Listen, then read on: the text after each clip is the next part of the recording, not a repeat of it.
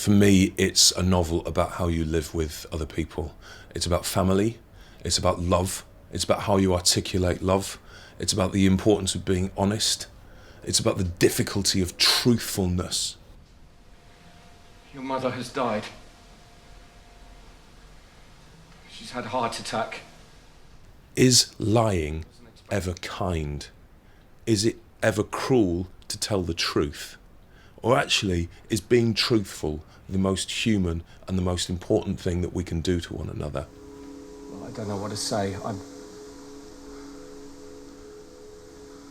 I was in such a mess. I said she was in hospital because I didn't know how to explain it. It was so complicated.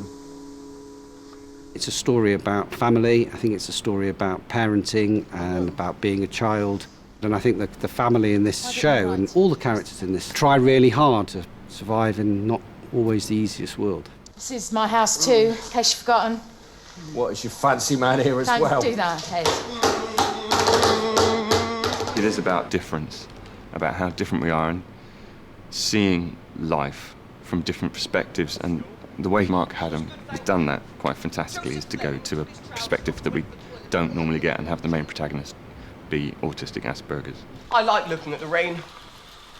Terrific. I like it because it makes me think how all the water in the world is connected. Does it?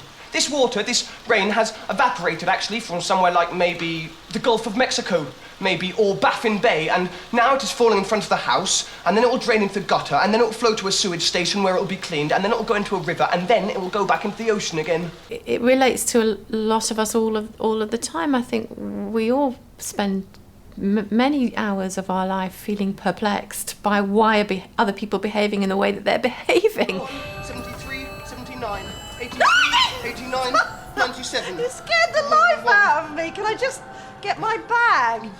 And it's a very humanist way of looking at those moments. Reverend Pete's is going to invigilate. It's only an exam. I can ring the school. We can get it postponed. You can take it some other time. I can't take it some other time. It's been arranged. You look at Christopher and you enter his world and you understand it, and it's not so different to our world. Yes, he has lots of difficulties, but we can all relate to some of those difficulties. I wonder if you can understand any of this. I know it will be difficult for you. I thought what I was doing was the best for all of us. Everybody is desperately trying to understand each other.